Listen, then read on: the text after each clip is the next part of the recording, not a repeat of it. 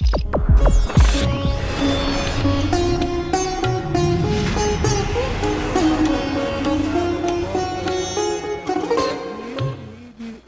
acrescentar que nos antigos textos budistas também se diz que o homem sofre uma transformação completa da sua estrutura a cada 7 anos. Quer dizer, mais uma vez, a tradição vem de encontro à ciência e a complementa, né? Por favor, o microfone continua à disposição para novas perguntas. A pergunta que eu queria dirigir seria ao Dr. Cláudio e ao Dr. Axé. Eu realmente não tenho formação, eu tenho formação universitária, mas não sou um profundo conhecedor do Zen budismo, do budismo, não sou da sufismo, não sou um profundo conhecedor, mas eu cheguei a conclusões, inclusive diante de algumas coisas que eu tive de ler. Aqui se falou em nova consciência, e eu acho que já seria o suficiente para nós ficarmos só aí. E talvez não fosse necessário se trazer outras tradições culturais, etc. Desde que fosse possível um esclarecimento direto, uma coisa explícita, de maneira mais clara. Porque, por exemplo, ocorreu com Santo Agostinho o seguinte: ele disse, Deus, eu não queria agora. Me parece que aí se deu uma transformação de consciência, uma expansão de consciência em Santo Agostinho. O mesmo se deu com São Paulo. Isso está sendo dirigido ao Dr. Cláudio, porque ele nos disse, ou ele foi o Dr. Axé, que o homem teria que renunciar ao ego, pegar o ego e jogar na lata do lixo, com outras palavras, que possivelmente foi o que ocorreu. É necessário que o homem se ispa, se jogue fora o seu ego, para que ele possa ter acesso a um conhecimento que seria esse conhecimento de uma nova consciência, de uma expansão de consciência. Mas eu perguntaria, para que ocorra isso, o que é necessário ao Dr. Cláudio e ao Dr. Axé? Que técnicas eu teria que usar? O senhor falou em preconceito. O homem teria que deixar de ser preconceituoso, aceitar mais os conhecimentos de culturas diferentes, abrir-se a esses conhecimentos. Eu perguntaria ao senhor, além disso, não é necessário que o homem utilize métodos e técnicas para que possa atingir aquilo que ocorreu com Santo Agostinho? Santo Agostinho não fez nada, a coisa se deu. Se deu também com um cientista que estava diante de um cálculo matemático difícil, e depois ele sai às ruas, estava tomando um banho, e de repente lhe surge uma resposta para as suas indagações matemáticas profundas, de cálculos profundos, que ele saiu gritando de onde? Eureka, eureka, encontrei. Paulo disse, eu não sou mais eu. O que significa esse não sou mais eu? Aí eu creio que é onde está inserido toda uma problemática para o homem dos dias de hoje, que sofreu a mais variado tipo de influência, sobretudo de uma ciência do século passado. Nós não tínhamos a física quântica, nós não tínhamos uma ciência que nos separou, que nos dividiu, mente, corpo e assim por diante. Eu não vou falar de coisas que os senhores são detentores de conhecimento muitas vezes superior a mim, portanto eu não posso. Mas gostaria que o senhor me respondesse de maneira objetiva qual seriam as técnicas que eu teria de usar para expandir minha consciência e ser esse homem renovado, esse homem a quem Cristo disse precisa nascer de novo. Muito obrigado.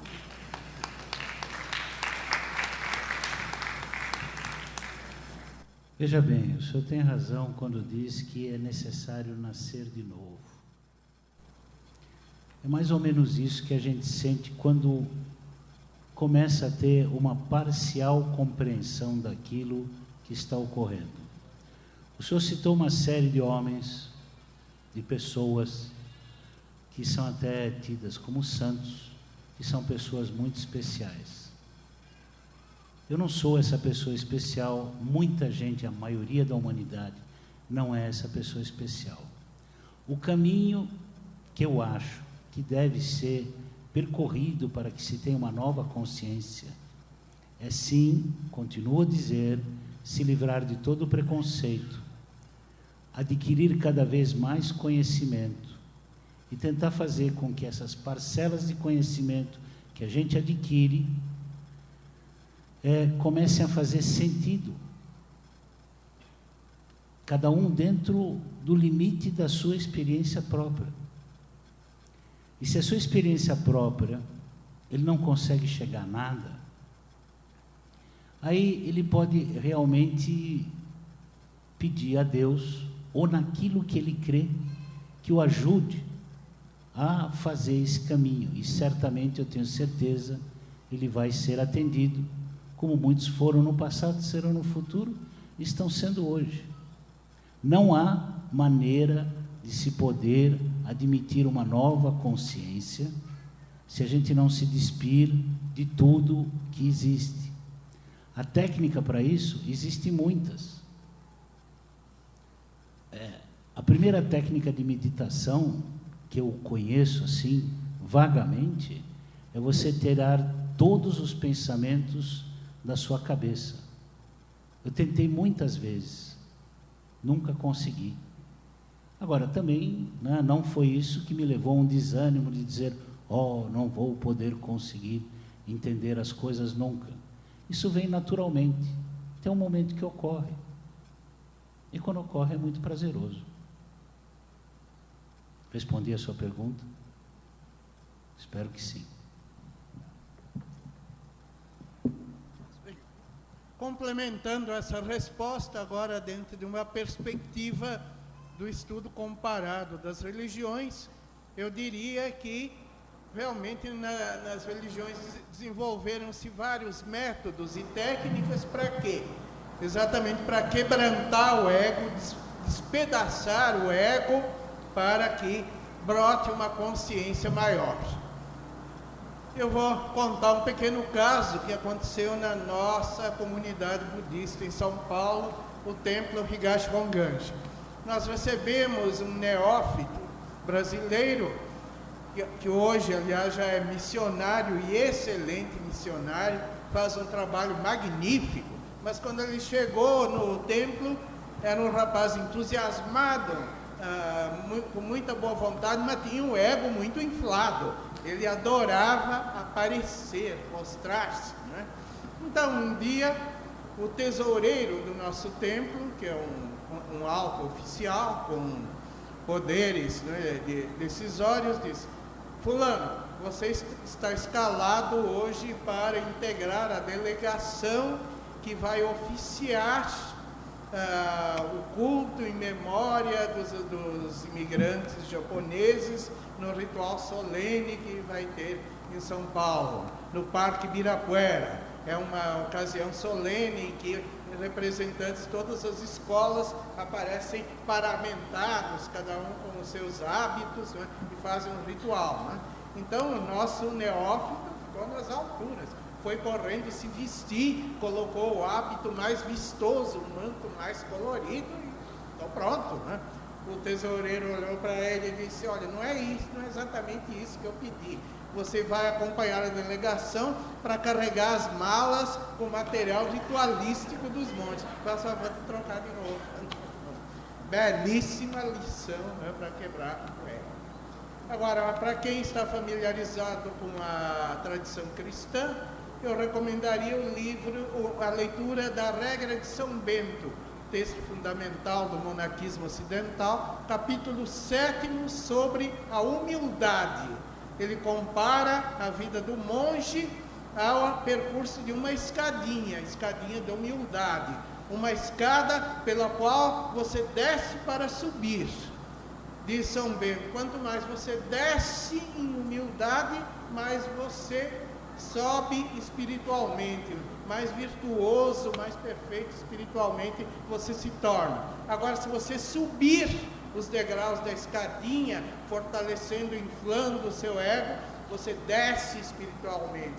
Em vez de ampliar sua consciência, você diminui a sua consciência. Então, é uma leitura que eu recomendo sobre esse assunto, né? O 7º capítulo da regra de São Bento sobre a escada da humildade.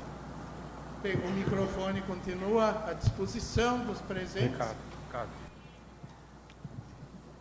Bem, meu nome é Rodrigo, eu sou lá de Natal, sou psicólogo, e eu fico sempre pensando, eu gostei bastante da ponte que foi feita de vocês entre a ciência e a religião, mas às vezes eu me paro um pouco e fico pensando, porque tem coisas que às vezes fica parecendo às vezes que a religião um dia vira ciência ou a ciência um dia vira religião, e contudo a gente vê verdades, coisas que são bem diferentes mesmo, e que mesmo que em alguns momentos esses dois campos possam se tocar, mas eles se mantêm enquanto formas de conhecimento diferentes. Por exemplo, as religiões, elas, ao que eu sei, elas sempre têm uma certa ideia de dogmas acerca de coisas que devem ser aceitas. Se eu sou cristão, por exemplo, eu devo acreditar que Jesus Cristo é o Salvador. Não faço nenhuma prova científica para ver se isso é verdade ou não. Então, nessa questão, até a própria física quântica é um momento da ciência, não é uma verdade última. Ela pode, com o tempo, mudar e ser tomada por uma nova teoria. Com relação às outras, a religião, ela sempre, geralmente, crê naquilo, determinada coisa. Então, a minha pergunta para o Vladimir é que, até que ponto, muitas vezes, é realizada uma forçação de barra em alguns níveis, em algumas seitas, algumas pessoas chegam a forçar um pouco a barra a ponto de parecer que há essa união total e que as coisas se tornarão uma coisa só, a ciência ou a religião. Na natureza existe evidentemente uma lei natural que diz, aliás, 3, né, básicas, que se chamam lei da unicidade, lei da continuidade e lei da similaridade. Em outras palavras, na natureza nada dá salto. O nosso pensamento é o reflexo do nível de conhecimento que nós observamos, da maneira como nós observamos essa natureza. Nós fragmentamos, como eu disse, o pensamento, partimos de um pensamento religioso, fragmentamos, o pensamento virou filosófico, fragmentamos, o pensamento virou científico. Será que, na realidade, esses 3 tipos de pensamentos são verdadeiramente diferentes? Ou é a maneira como eu olho em função do meu atual nível de desenvolvimento intelectual moral que me tornam as coisas diferentes? Porque a natureza, ela tem uma realidade dela própria, e a realidade como eu vejo a natureza não é a realidade da natureza. Então, se eu penso de uma maneira fragmentada, existe a possibilidade no futuro de eu voltar a pensar como um todo? Existe. Quem cria a religião? Não somos nós? Não fomos nós humanos que criamos as religiões? Não fomos nós humanos que criamos a filosofia? Não fomos nós humanos que criamos a ciência? A ciência não é um produto nosso, a filosofia não é um produto nosso, a religião não é um produto nosso, da nossa maneira de pensar? Quando nós mudarmos a nossa maneira de pensar, quando nós entendermos a realidade como um todo indivisível, ciência, filosofia e religião serão uma única coisa.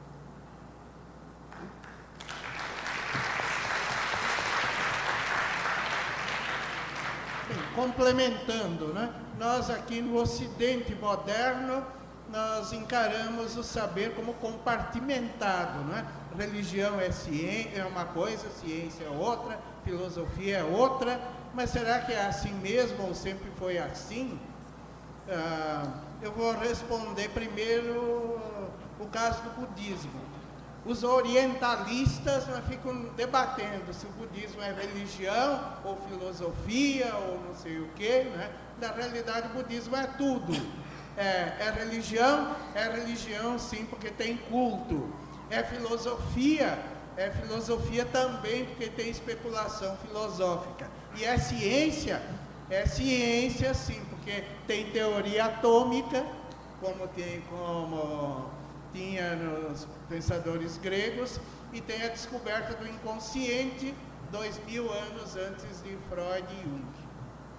E em outras tradições, também encontramos, principalmente na Idade Média, uma série de sábios prodigiosos que foram ao mesmo tempo, por exemplo, teólogos, filósofos e médicos. Por exemplo, o judeu Maimônides, o Rambam, como é chamado na tradição judaica, era ao mesmo tempo um grande médico, um teólogo e um pensador filosófico que trabalhou o judaísmo a partir da filosofia de Aristóteles. E tivemos no mundo islâmico um Avicena, o Ibn Sina, que foi também médico, filósofo e teólogo. Hoje, será que nós temos físicos ou médicos que sejam ao mesmo tempo filósofos e teólogos? Espero que apareçam aos montes, exatamente para reunificar esse conhecimento que foi disperso, que foi esmigalhado ou fragmentado. Por favor, toma a palavra. Boa tarde, meu nome é Ismael, sou formado em matemática. Eu queria saber, assim, se a gente não encontrar uma distância entre religião e ciência, então todos os fenômenos do mundo religioso podem ser explicados racionalmente, né? Então, assim, a gente pode usar a razão pura para explicar todos os fenômenos do mundo religioso. Então, a gente descarta a fé, substitui a fé pela razão pura, não é isso? Então, a religião deixa de existir, perde o sentido. Mas existe uma outra conclusão também que a gente pode tirar, assim, pode ser que a razão pura esteja totalmente equivocada, né? Que realmente exista algum ser soberano que faz fenômenos mesmo, e que o mundo fenomenológico sobrepuja o mundo da razão pura. Então, colocando assim, não existe distância entre religião e ciência. Qual o caminho mais viável para se trilhar? Acreditar numa religião que sobrepuja a ciência ou acreditar numa ciência que sobrepuja a religião?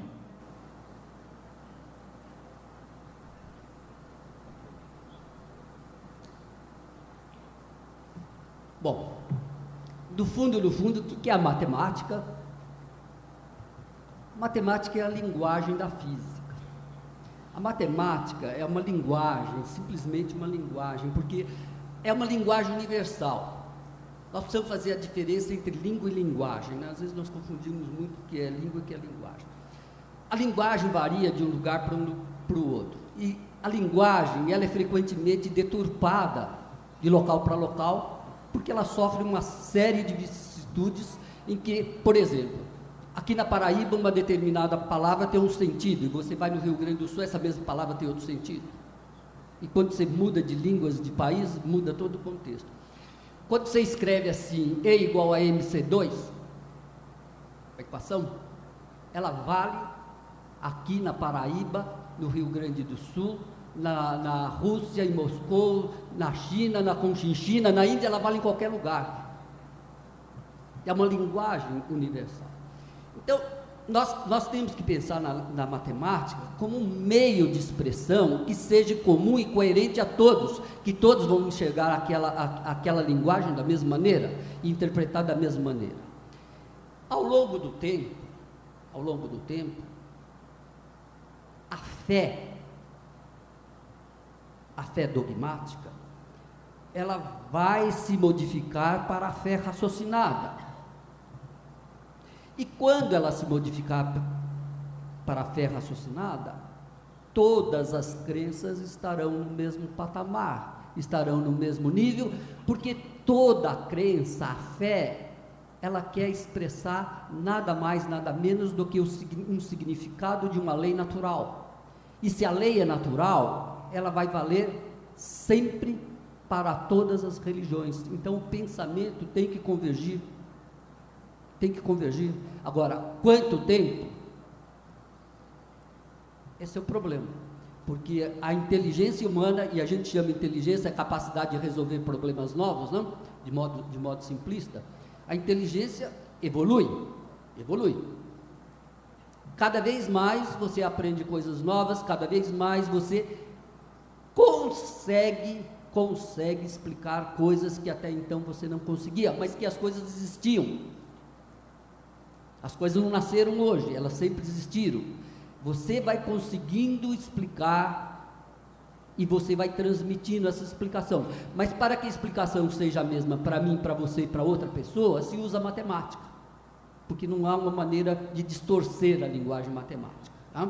A equação, o próprio nome de equação, significa que o que está do lado esquerdo é igual ao que está do lado direito.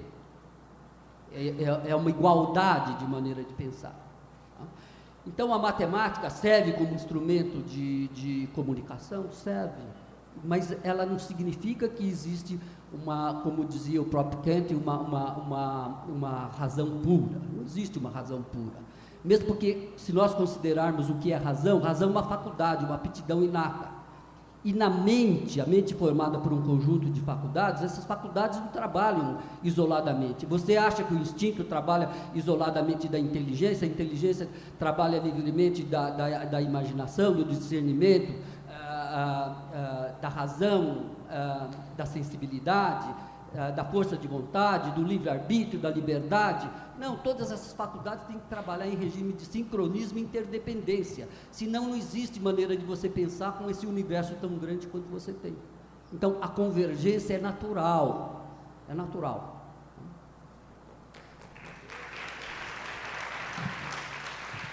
Bom. Só um pouquinho, se dá licença. Monge Ricardo, eu acho que, enquanto sacerdotisa, está tendo talvez uma confusão com relação a essa mesa.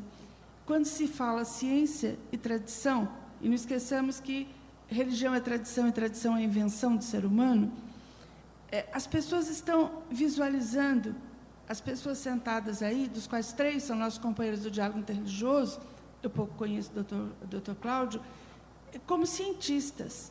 Mas, depois dessa resposta do Dr. Cláudio, que já ficou faltando a outra pergunta, que eu até ia pedir ele para responder, seria interessante que o Monge Ricardo, o professor Vladimir, o Rubens, falassem da sua parte religiosa, porque esses 3 são profundamente religiosos. Aqui não é uma negação da religião em prol da ciência, aqui é uma interação de ciência e religião. É isso que eu estou sentindo. E quando eles falam na nova consciência, o que eles pregam? Tirar o preconceito. Claro, porque com a nova consciência nós criamos um pós-conceito. E essa é a nossa proposta. Bom, se fala muito em holos, em holístico. E a gente tem que tomar cuidado para não cair em um outro dogma. A ciência, quando ela cresceu assustadoramente, tecnicamente, ela negou um lado intuitivo, um lado, vamos dizer, espiritual. E aí a gente está agora como que criando um outro dogma para negar o que a ciência diz. E a gente continua separando as coisas. A gente tem um lado do cérebro, que é um lado que pensa, que discerne, que classifica, e a gente tem um outro lado que vê o todo. A gente vai para a física, um elétron ele é partícula e ele é onda. Ele é as duas coisas ao mesmo tempo. Não é negar a parte partícula, dizer que não é partícula, dizer que é onda, ou negar a parte onda, dizer que não é onda, que é partícula. É dizer que as duas são a mesma coisa, e simultaneamente. Isso é um grande paradoxo. E paradoxo tem em todas as tradições, principalmente do Zen budismo. Dizer que eu tenho que matar o ego para poder crescer espiritualmente é a mesma coisa. O que acontece é que as coisas, cada qual tem a sua função. Se eu tenho um corpo aqui, se eu tenho sentimentos, se eu tenho emoções, se eu tenho pensamentos, isso tem uma função aqui. O que acontece é que essa nossa personalidade se arvora como dona de tudo, e o papel dela não é ser dona de tudo. O papel dela é escutar, ouvir o que o observador está falando. O papel dela é servir de máquina para poder agir aqui, para poder o espiritual se manifestar no material. Então, eu penso que, respondendo aquela outra pergunta, não tem que matar o ego, dizer que o ego é ego só, dizer que o meu fígado é um fígado. O fígado não pode ter uma função de rim, o fígado não pode ter uma função de cérebro. Mas o fígado é importante, porque se eu não tiver fígado, eu vou ter que procurar um outro, ou uma outra forma de substituí-lo. Então, o ego tem a sua importância. Agora, ele tem que saber ficar no lugar dele, tem que ser humilde.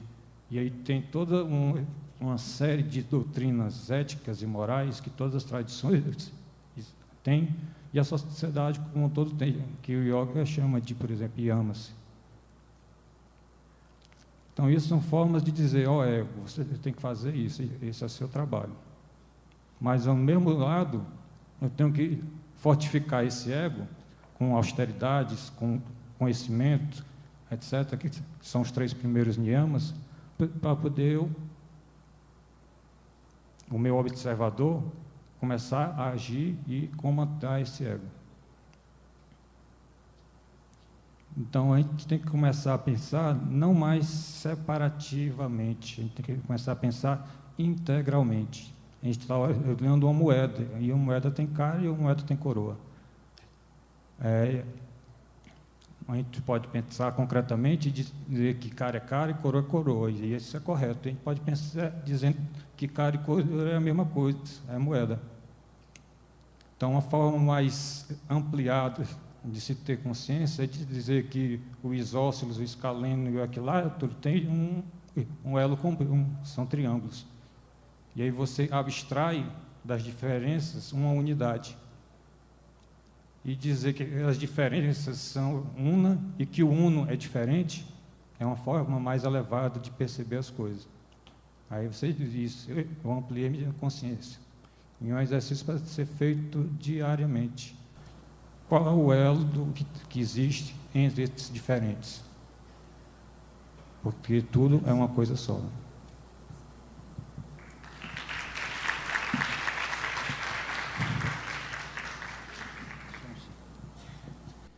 Complementando, tentando responder a resposta do colega matemático ali, eu só queria lembrar uma coisa, muito simples.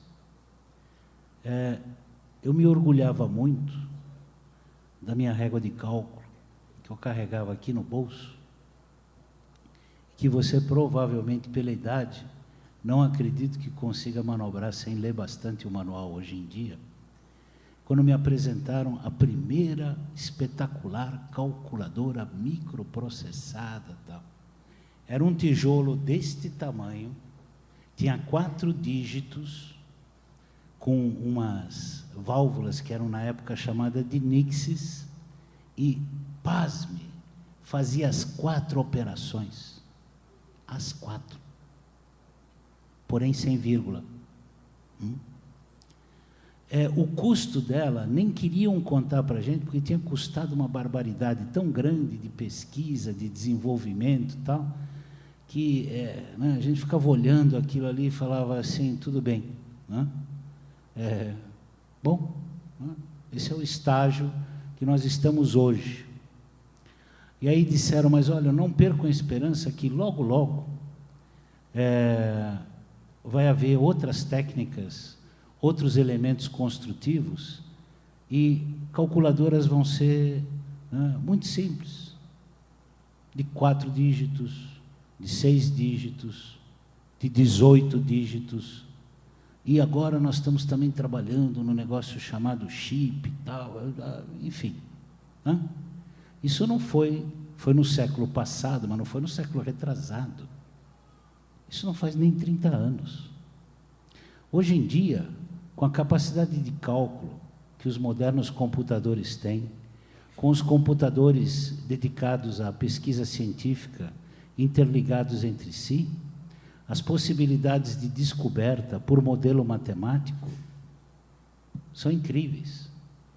Eu acho que a gente tem que ter um pouco de paciência e muita humildade para poder aceitar os resultados que virão desses cálculos, que apesar de toda a modernidade ainda demoram algum tempo para apresentarem resultados comprováveis. Eu espero que eu tenha me feito entender.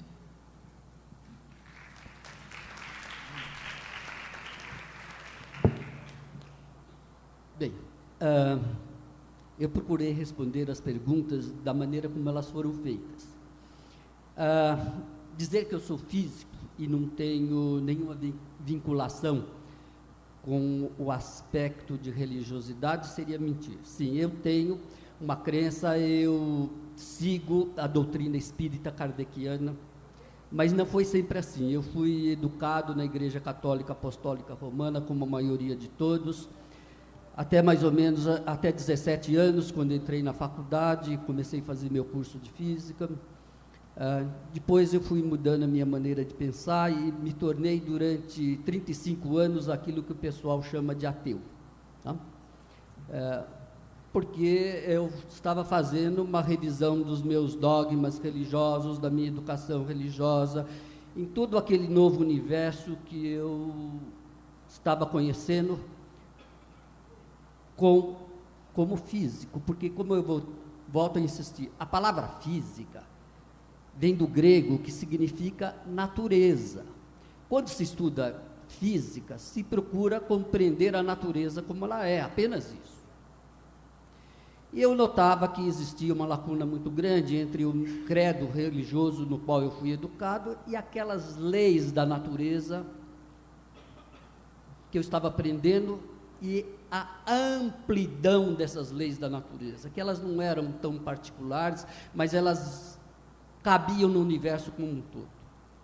E quando você pega alguma coisa que cabe no universo como um todo, que ela vale aqui na Lua, em Marte, em Júpiter, vale em qualquer galáxia que existe dentro do universo, é porque elas são realmente profundas e imutáveis.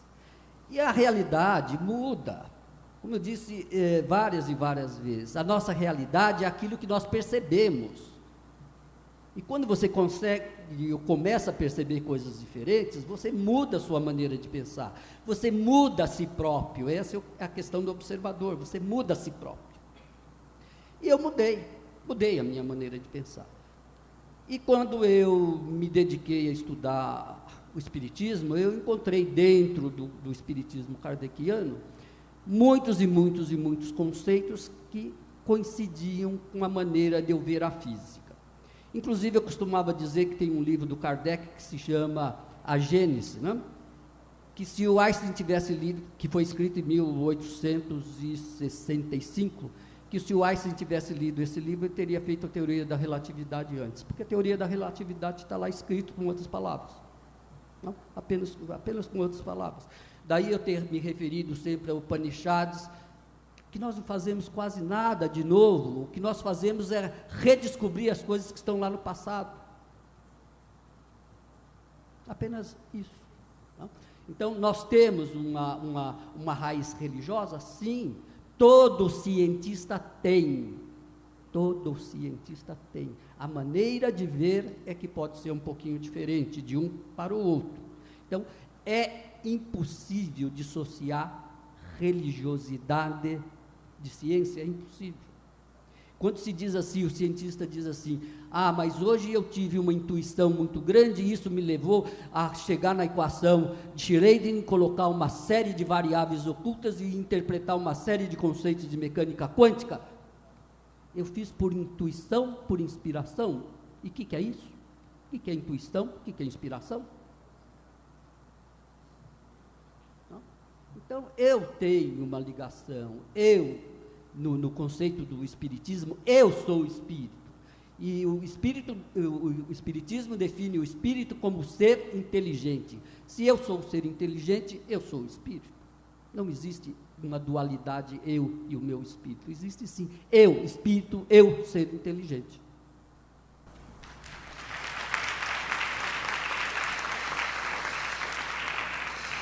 Bem, partindo já para as considerações finais, que já estamos quase no fim da nossa hora, e respondendo também a nossa querida sacerdotisa Sandra.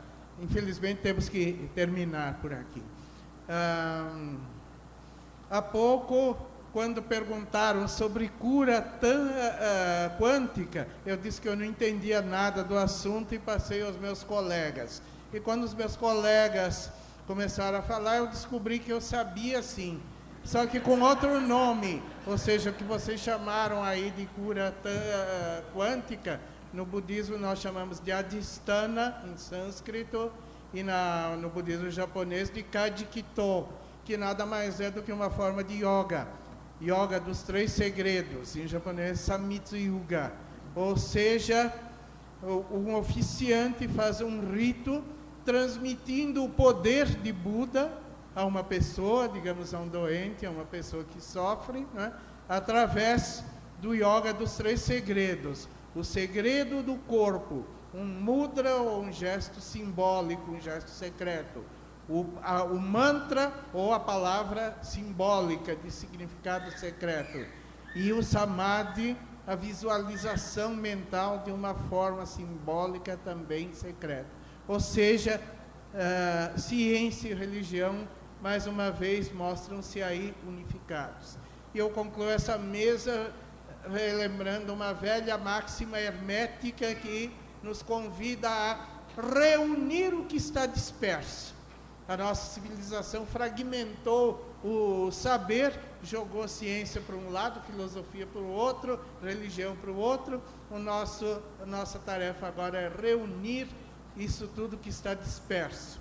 E dando um aviso final para quem estiver interessado em budismo, amanhã, a partir das 9 da manhã, das 9 até o meio-dia, no Colégio Motiva, a monja Ivonete, minha esposa, e eu estaremos realizando o 2º workshop de budismo Shin.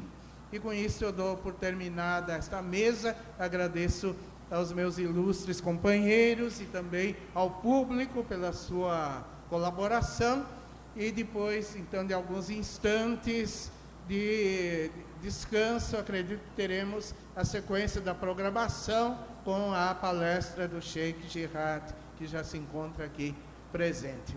Muito obrigado.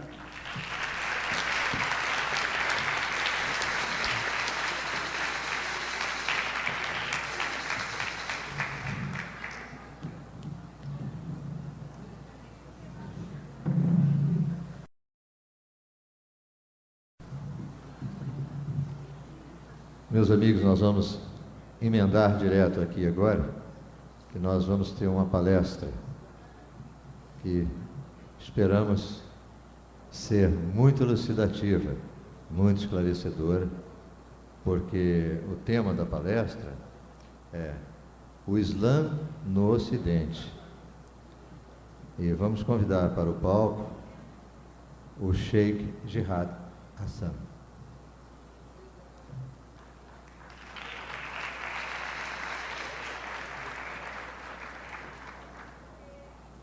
Sheikh Jihad vem de São Paulo e é a primeira vez que ele participa do nosso encontro e é muito bem-vindo. Em nome de Deus, o clemente, o misericordioso, louvado seja Deus, Criador do Universo, e que a paz e a bênção de Deus estejam com todos os seus mensageiros e profetas, entre eles Abraão, Moisés, Jesus e Muhammad, e sobre todos os seus familiares, companheiros e seguidores até o dia de juízo final. Rogamos a Deus que nós sejamos seguidores da mensagem para sermos felizes nessa vida e na próxima, se Deus quiser. Amém. Gostaria de cumprimentá-los, primeiro, com cumprimento brasileiro, né? Boa tarde. E depois cumprimentá-los com cumprimento islâmico. Assalamu alaikum. Todos assistiram a novela O Clone, né? Assalamu alaikum em árabe significa que a paz de Deus esteja convosco. A resposta é: Wa alaikum assalam. E convosco também. Assalamu alaikum. Obrigado. Já podem ser tradutores de árabe para o português.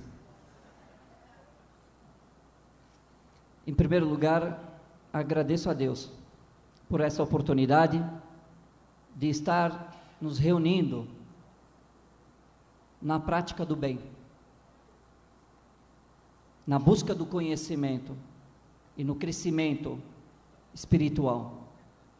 Enquanto outras pessoas se encontram em outros lugares se degradando, há um grupo de pessoas se reunindo para crescer intelectual e espiritualmente. Rogamos a Deus que nós sejamos essas pessoas. Amém. Agradeço também, depois de agradecer a Deus, agradeço ao Estado da Paraíba, à Prefeitura de Campina Grande, à ONG Nova Consciência, que foram os motivos para nos reunirem aqui. Sem esquecer do povo de Campina Grande, que é muito hospitaleiro. É a primeira vez que eu participo desse projeto, porém é a segunda vez que eu visito Campina Grande, e realmente aqui a pessoa sente-se em casa. Gostaria, não que eu esqueci minha esposa, não, eu gostaria que ela estivesse comigo aqui, para ela sentir esse calor do povo de Campina Grande. E também sem esquecer aos religiosos que participam com a gente, e os não religiosos também, participantes, palestrantes que estão conosco. Estou demorando muito para começar? Não? Vocês preferem um diálogo formal ou informal? Então eu acho que eu vim com a veste errada, vem com os trajes errados. Tudo bem. Vamos à informalidade então. Informalidade quer dizer, às vezes a gente para brincar um pouquinho, tudo bem? Gostaria de perguntar para vocês, já que é um diálogo, não é um monólogo, vamos participar todos, se Deus quiser. Se eu perguntar para cada um de vocês, o que é ser muçulmano? O que é muçulmano? Definam para mim um muçulmano.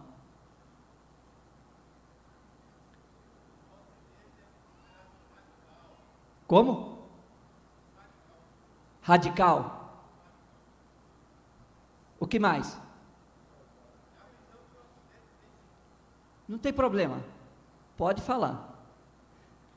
E olha, só para vocês verem, não tem nada de bomba. Vim desarmado.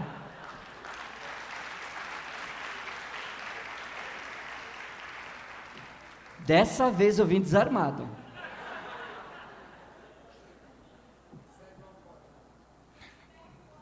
Que segue o Alcorão.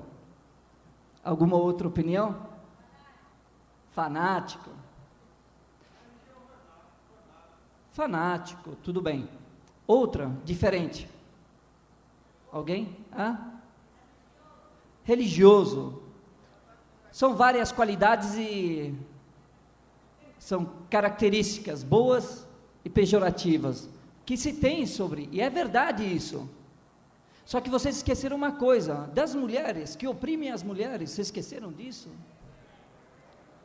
Eu não quis trazer, mas eu tenho 4 escravas ali que estão tomando chibatada, porque elas não tomaram à tarde.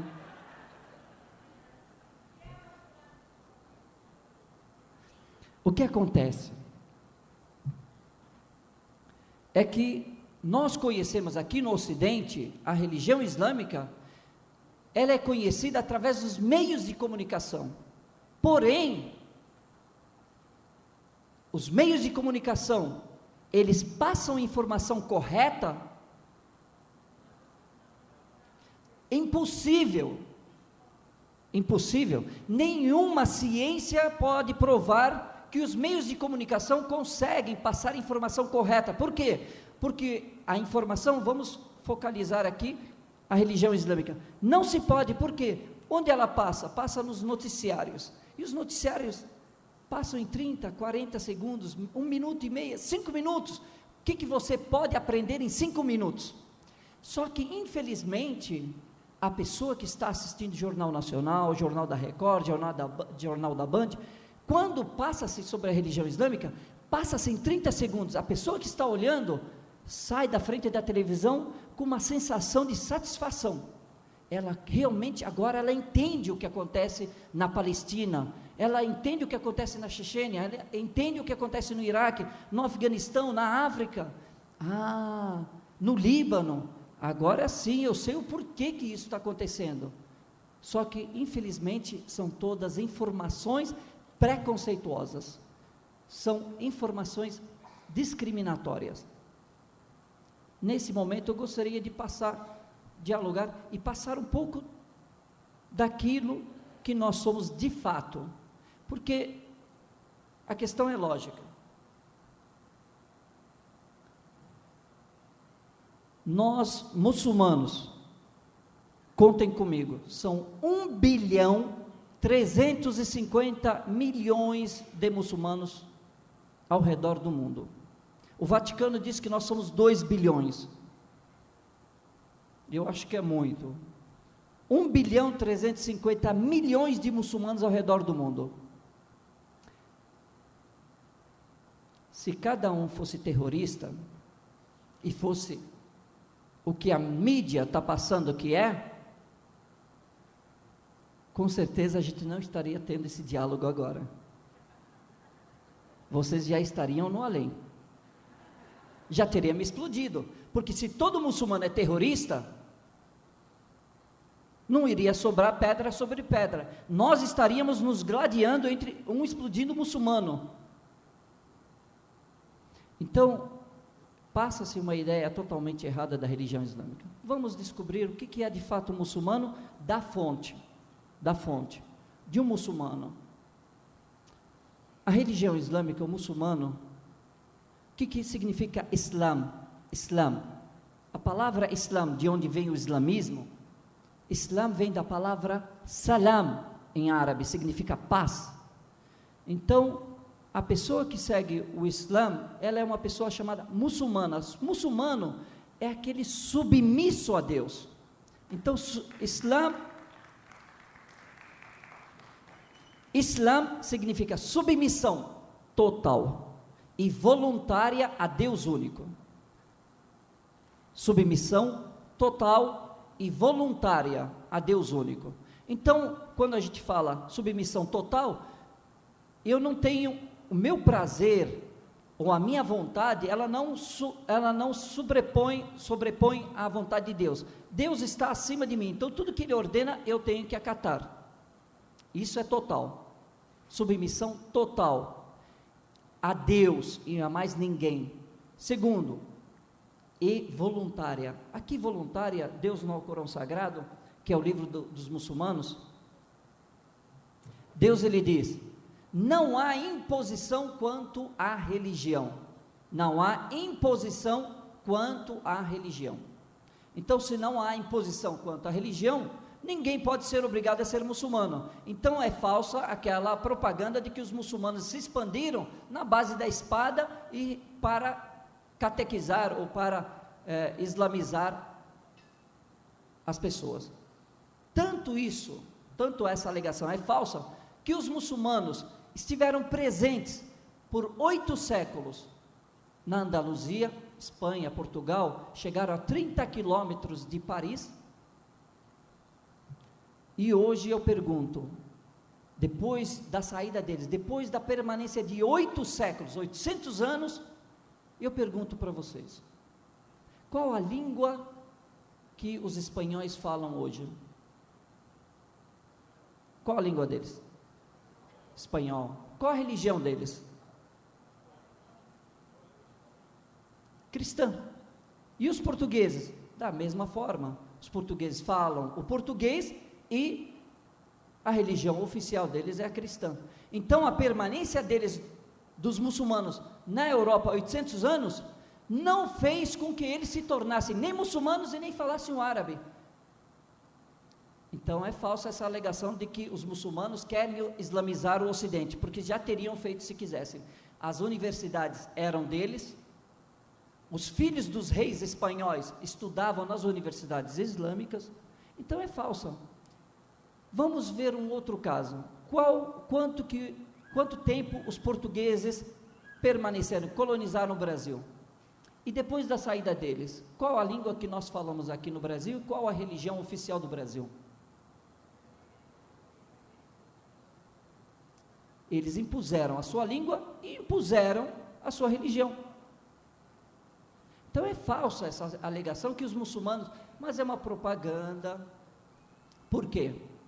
Porque infelizmente,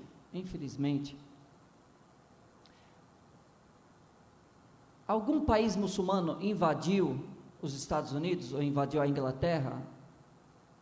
Declarou guerra? Não.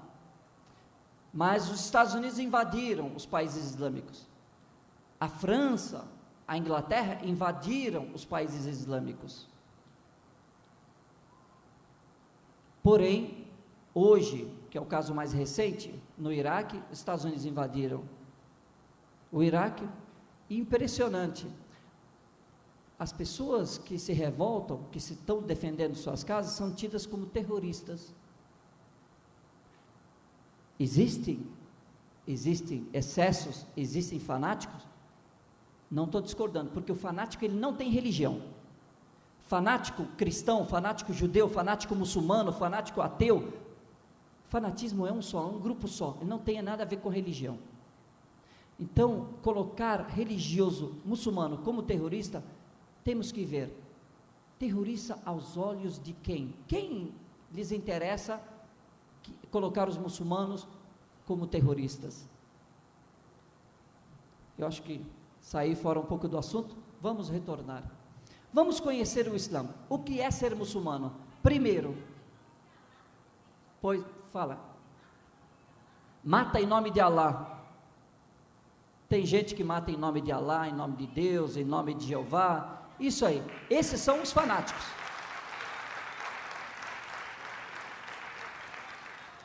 Deus é paz, salam. Islã significa paz. Paz com quem? Primeiro com Deus. Se você estiver em paz com Deus, você consequentemente estará em paz com o ser humano e com toda a natureza, com todo o universo. Então Deus preserva a vida, não ordena a morte, lhe dá o direito de legítima defesa, mas nunca agredir o outro, nunca iniciar uma agressão, mas você tem o direito de se defender, simplesmente isso. Você te acomete uma doença, você vai no médico e toma um remédio para acabar com essa doença, você tem esse direito, só isso. Mas se você perdoar, é melhor para os perdoadores. Por quê? Porque Deus, Ele é paz, e a pessoa que segue Deus, ela é uma pessoa pacífica, ela vai procurar construir um caminho pacífico, e através dele chega ao paraíso, chega a felicidade nessa vida, e na próxima, se Deus quiser. É isso que nós procuramos, paz. Porém, para se haver paz, é necessário que se faça justiça, e a justiça só pode ser feita individualmente primeiro, e depois coletivamente. E aí eu tenho que ver os meus erros, onde eu erro, e começar a tratá-los. Eu estou doente com alguns erros, eu preciso curar-me desses erros, e consequentemente eu passarei a ser uma pessoa feliz, uma pessoa saudável. Isso que a religião islâmica prega. Perfeito. Para me tornar muçulmano, o que eu devo fazer? Primeira coisa, crer em 6 pontos, e eu gostaria que vocês analisassem isso. E aí, eu vou fazer uma pergunta no final disso. Para eu me tornar muçulmano, eu tenho que crer primeiro em Deus. Esse Deus para nós, Ele não gerou, não foi gerado. Não tem sócios, Ele é único. Segundo, crer em todos os mensageiros, todos os anjos criados por Ele.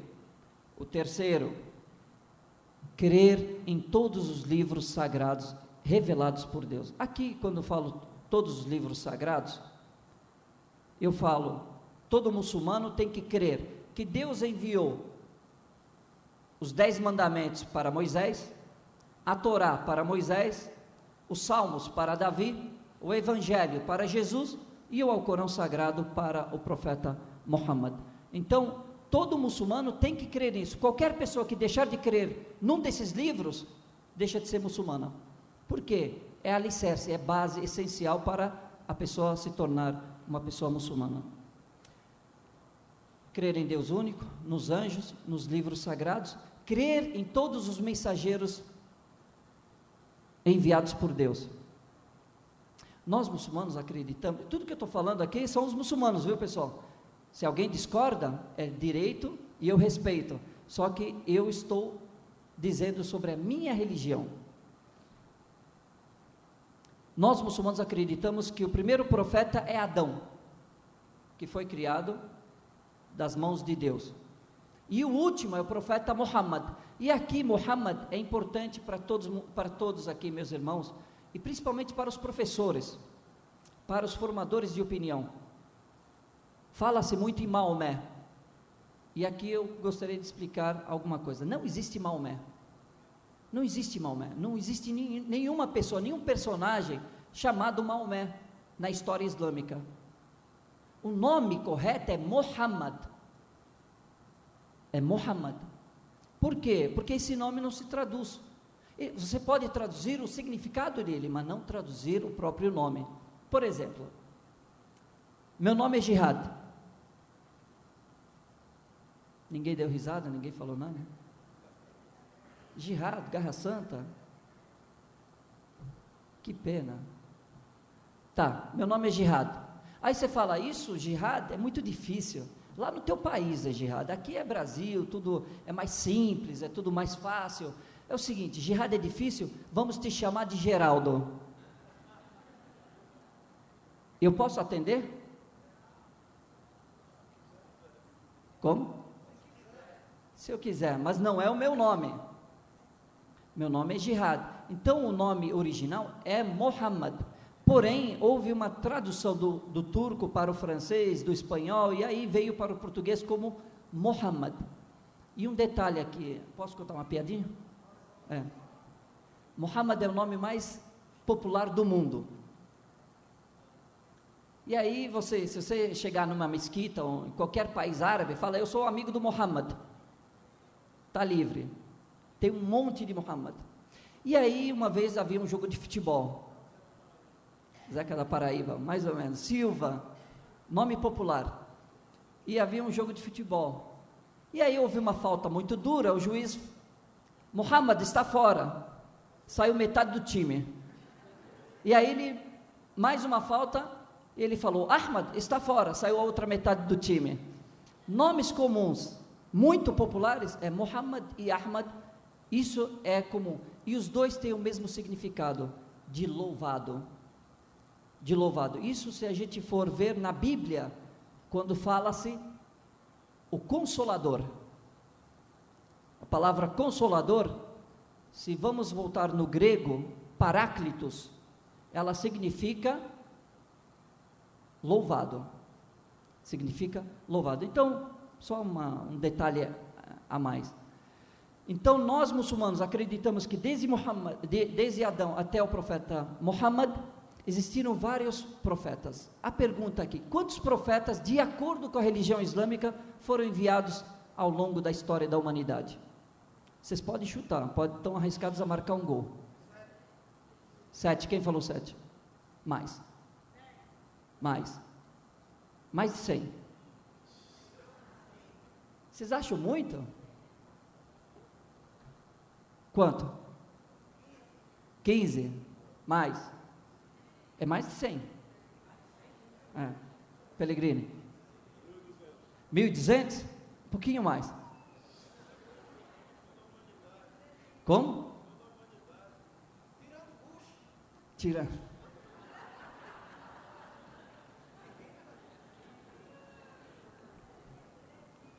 Eu sou suspeito para falar.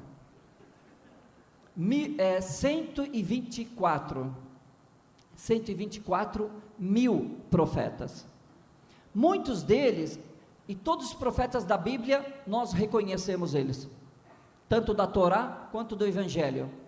Nós reconhecemos todos esses profetas, inclusive a mais, né, que é citado, que é o profeta Muhammad.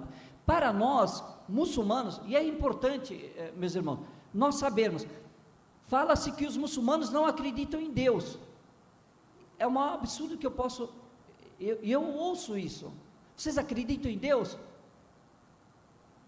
Acreditamos. E a pessoa fica estarrecida, surpresa. Como? Acreditamos em Deus, sim. Ah, mas o Deus de vocês é diferente, né? Não, para nós, achamos que ele é igual. Se você acha que é diferente, eu não sei. Ah, mas o Deus de vocês é Alá. Sim, é Alá. Ah, então é diferente. Não, não é diferente. Por quê? Alá é a palavra em árabe, na língua árabe, como Deus em português. Então, se você perguntar para um cristão árabe, como é o nome do seu Deus, ele vai dizer Alá. Se você perguntar para um judeu árabe, qual é o seu Deus? Alá. O muçulmano árabe, qual é o seu? Alá. Se você perguntar para um muçulmano, qual é o seu Deus? Na língua portuguesa, ele vai dizer Deus. Então é denominação. Nós acreditamos num Deus único. Porém, entre nós, os judeus e os cristãos, temos algumas divergências. Quais são? Nós acreditamos na questão de Jesus. Então, na questão de Noé, nós acreditamos na arca, acreditamos no dilúvio, tudo isso. Acreditamos na história de Abraão, Sara, Agar, tudo nós acreditamos, na promessa, acreditamos em tudo. Moisés, o Mar Vermelho, a terra prometida, tudo isso nós acreditamos. A nossa divergência com os cristãos, com os judeus, é simplesmente no ponto de Jesus. Quando nós vamos falar de Jesus, nós muçulmanos acreditamos que Jesus nasceu de forma milagrosa do Verbo de Deus, sem pai, de uma mãe virgem, a Virgem Maria, uma das mulheres mais nobres que existiram sobre a face da terra, tanto que um dos grandes capítulos no Alcorão Sagrado é dedicado a Maria e seu filho Jesus. Nós acreditamos que ele fez todos os milagres citados na Bíblia. Acreditamos que ele curou o leproso, curou o cego, ressuscitou o morto, tudo isso com o poder de Deus, com a permissão de Deus. Só que chegamos aos 30 anos, ele foi divulgar para as pessoas, foi chamar as pessoas para a religião de Deus, e aí ele foi perseguido, e ficou 3 anos, aos 33 anos, quiseram matá-lo, e nós muçulmanos acreditamos que no momento que ele foi ser preso, ele ascendeu, Deus o salvou de corpo e alma ao céu, ele ascendeu ao céu de corpo e alma vivo, não morreu na cruz. Para nós muçulmanos, está vivo com 33 anos e vai retornar nos últimos dias e vai matar o anticristo e vai estabelecer a justiça e vai governar e vai estabelecer a paz e a justiça. Nós não acreditamos que Jesus tenha sido crucificado, porque nós acreditamos que a fisionomia de Jesus foi colocada em Judas, e quem foi crucificado no lugar de Jesus foi Judas, como punição pela sua traição. E a outra questão, nós não acreditamos que Jesus seja filho de Deus, nem o próprio Deus, nós acreditamos que ele seja um mensageiro de Deus, para guiar a humanidade. Essa é a nossa crença. E tem a questão de Muhammad, que veio 570 anos depois de Jesus. Nós acreditamos que Muhammad é um profeta, como os demais profetas, veio para guiar as pessoas, morreu, acabou a sua missão. Nós não adoramos Muhammad, nós não somos maometanos, como dizem, nós não somos maometanos, isso é errado, extremamente errado e ofensivo aos muçulmanos. Por quê? Porque nós adoramos a Deus. Quando falamos maometanos, quer dizer que adoramos Muhammad. Não, isso é errado. Então, nós como muçulmanos adoramos a Deus único. E Muhammad é um mensageiro simples, Simples, mensageiro. Eu falando que os profetas são simples. Ele é o mensageiro como os demais mensageiros, veio, cumpriu a sua missão e morreu. Não vai ressuscitar. O único profeta que vai retornar é Jesus para restabelecer a justiça e a paz nesse mundo.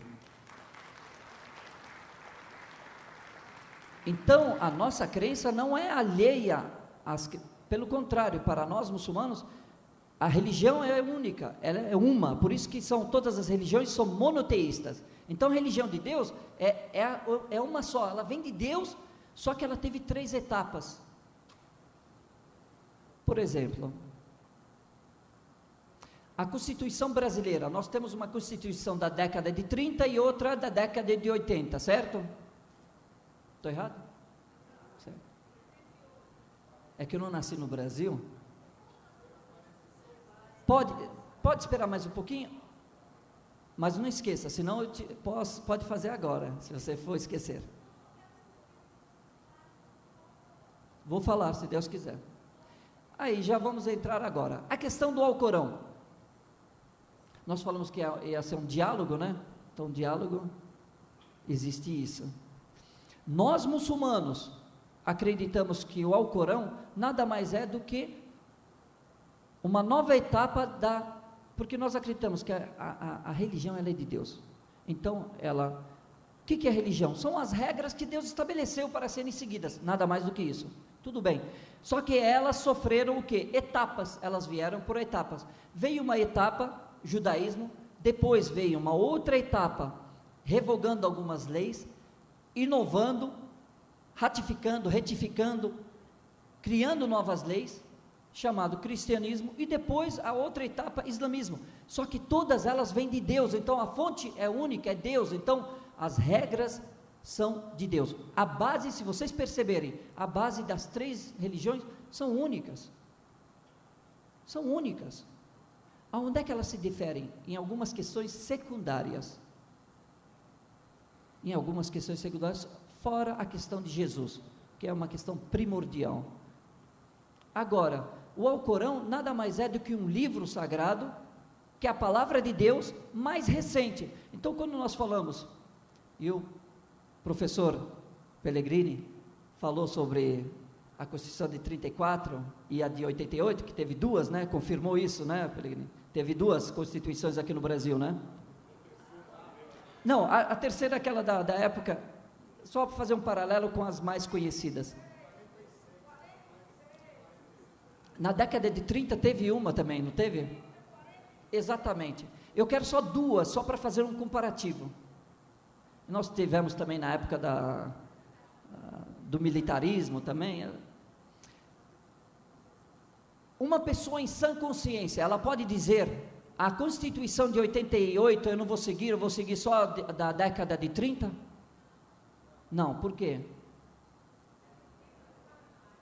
Porque ela tem que ter uma lei mais recente que revogou a anterior, ou as anteriores. E é assim que funciona na legislação de Deus. Deus revelou uma nova mensagem, isso na visão islâmica, não estou fazendo proselitismo, estou querendo só que vocês conheçam os muçulmanos, para poderem se criticarem embasados em conhecimento. Perfeito? Então, nós muçulmanos acreditamos que o Alcorão Sagrado nada mais é do que a legislação, a Constituição mais recente de Deus. Revogou algumas leis anteriores, manteve outras que já estavam, criou novas leis, simplesmente isso. Ok? Então, nós acreditamos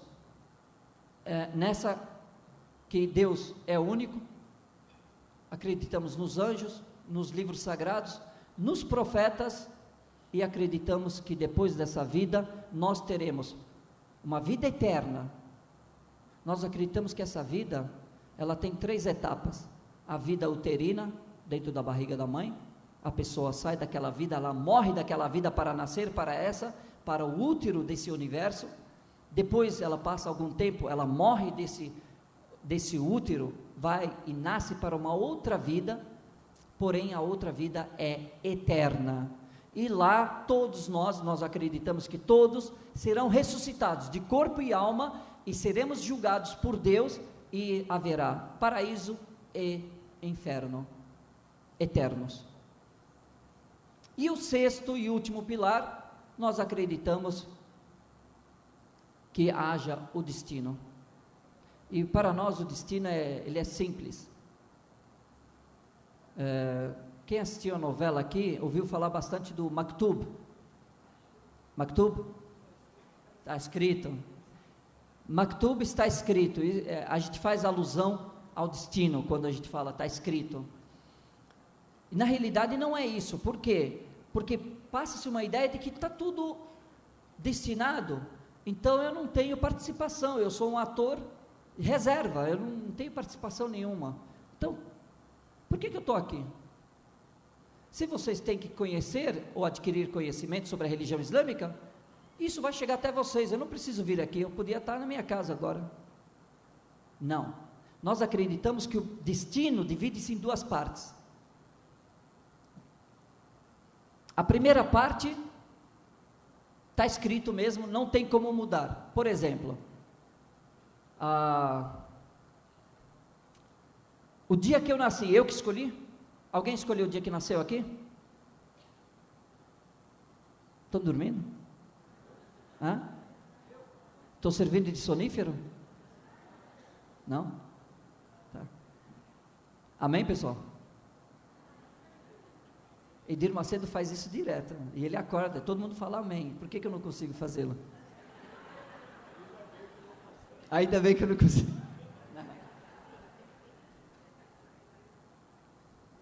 Eu só queria saber se eu estou servindo de sonífero. Estou com medo que alguém queira gravar para levar para fazer o filho dormir, a filha dormir. Meus irmãos, a primeira parte é a parte que está escrita. Ninguém escolheu o dia que nasceu. Deus é que escolheu. Ninguém escolheu ser alto, baixo, gordo, magro. Isso, a pessoa moreno, branco, loiro e por aí vai. Eu não escolhi ser careca. Tenho certeza disso. Destino. Tentei reverter esse destino, não deu certo. Continuei careca. Piorou. Caiu. Usei remédios que fizeram cair mais cabelo. O que acontece? Algumas partes da nossa vida estão escritas, não tenho como modificá-las. Isso está escrito, então eu não posso afetar, não posso interferir nisso. Alguém escolhe o dia que vai morrer?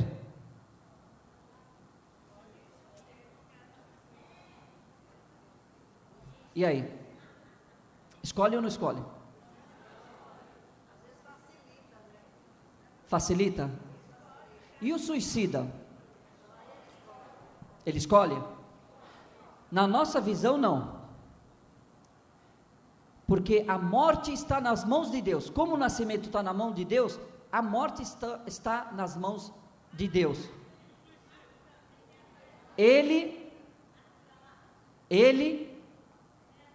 O suicida, ele escolhe o ato, ele não escolhe o resultado, porque o resultado está na mão de Deus. Então eu posso chegar e pular de cabeça e não morrer. Pessoas pulam de um andar, 2 andares, 3 andares, pulam e não morrem. Quer se suicidar e não morrem. E outras andando, tropeçam no cadarço do sapato, caem e morrem. A morte está nas mãos de Deus. Mas o ato é que está nas nossas mãos, e nós seremos cobrados pelos nossos atos e não pelos resultados. Por isso que Deus fala para nós fazermos o bem, não alcançarmos o bem. Alcançar é uma consequência, é um fruto, pode ser que nós alcancemos, pode ser que não, mas nós devemos trabalhar para isso. Eu devo trabalhar. Agora, se eu vou ser rico ou não, isso está nas mãos de Deus, não nas minhas mãos. Mas o meu trabalho, a minha obrigação é fazer por onde. E aí, a outra parte do destino é aquela que eu escrevo, que é aquela que Deus colocou 2 caminhos, o do bem e do mal, e na bifurcação Deus ordenou que eu seguisse o caminho do bem, que eu seria feliz, e não seguisse o caminho do mal, porque seria infeliz. Porém, no momento da escolha, eu faço uso do meu livre arbítrio, e aí eu entro em cena. Eu, como personagem, entro em cena para decidir qual caminho que eu vou seguir. Agora, existe uma facilidade. A pessoa, no meio do percurso, no meio do caminho, ela escolheu seguir um caminho do mal, e no meio do caminho ela quer se arrepender. Ela tem como se arrepender, enquanto tiver um suspiro de vida, ela tem como se arrepender e pedir perdão a Deus, e Deus a perdoará, e ela corrigir os seus atos. Obrigado.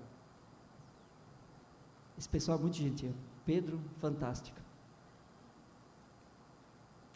Mestre sem cerimônias. Nós muçulmanos acreditamos nesses 6 pilares. Essa é a base da nossa religião. Então não tem um 7º, olha, tem que ser terrorista, olha, tem que ser do grupo tal, ó, tem que explodir os infiéis, tem que acabar com os infiéis. Isso é tudo mentira, são propagandas enganosas. Professor Pellegrini e Dr. Rubens, né? Qual era o nome do ministro da propaganda de Hitler? Me fugiu o nome dele. Goebbels. Ele dizia que uma mentira tantas vezes repetida até que se torna uma verdade. E é o que está acontecendo. Por quê? Porque acabou o comunismo. O capitalismo selvagem, ele precisa de um inimigo, ele precisa de um adversário para disputar, para crescer, para conquistar. Ele precisa lutar, ele precisa ter um adversário. No passado recente, eram os comunistas. Hoje a bola da vez são os muçulmanos. Porém, os muçulmanos, eles não estão restritos a um local só. Eles estão pelo mundo todo. No Brasil, na América do Sul, na América do Norte, na América Central, em todo lugar do mundo você vai ter. Como é que lutar contra os muçulmanos? Como aniquilar os muçulmanos, então? Se você esperar um pouquinho só. Nós muçulmanos acreditamos nesses 6 pilares. Crer em Deus único, nos anjos, nos livros sagrados, nos mensageiros, no dia de juízo final, no paraíso e inferno, e acreditamos no destino.